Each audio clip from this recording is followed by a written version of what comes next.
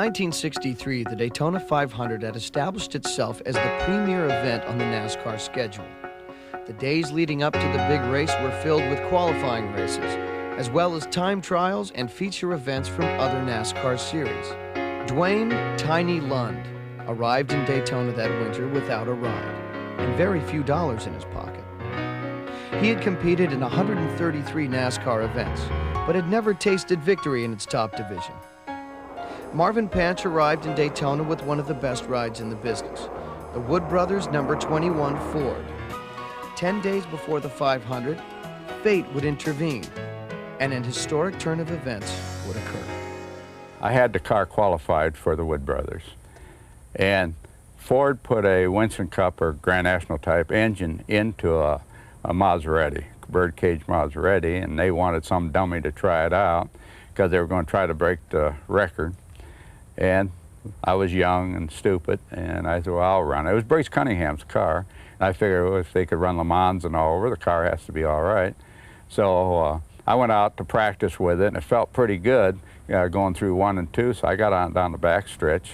And before I got into the third turn, the thing airborne came down on its side and over on its top, and that baby caught on fire. I couldn't get out of that thing. I could see a flame around the carburetor. And I hollered at the fireman. I said, hey, there's fire there at the carburetor. And I was trying to kick and beat and ram the door open. I couldn't get it open.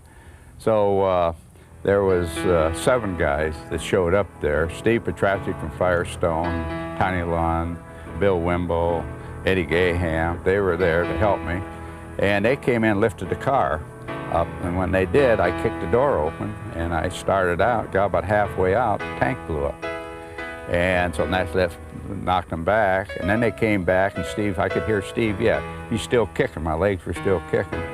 And they came back in and grabbed the car and lifted it. When they did, Tiny grabbed me by the leg and gave me a jerk and pulled me out. Panch unable to race because of his injuries, the Wood Brothers elected to put Tiny in their car. And here's Tiny Lund. The fellow who got this ride for his heroic efforts is pulling Marvin Panch out of his burning sports car, was named to drive the car as Panch is being recovering. Tiny Lund doing a great job at car number 21, waiting for his service. He's the leader. He inherited the lead when Lorenzo and Jarrett stopped, and he's trying to hang on to it now with the pit stop, getting close to the half-minute mark, and away he goes. But here's the guy that everybody has been chasing, Tiny Lund. He's driven a tremendous race, and the checkered flag is out. And here he comes. Under the checkered flag, Tiny Lund has taken it, and this really is a big victory for him at the Daytona 500 on ABC's Wide World of Sports. Lund's victory was one of the most popular in series history.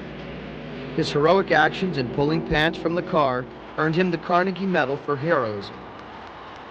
Tiny would go on to win 4 championships in the NASCAR Grand American Touring Series and earn his place in the International Motorsports Hall of Fame. Lund lost his life in a racing accident at Talladega in 1975, but will always be remembered for his heroic actions in coming to the aid of a fellow driver.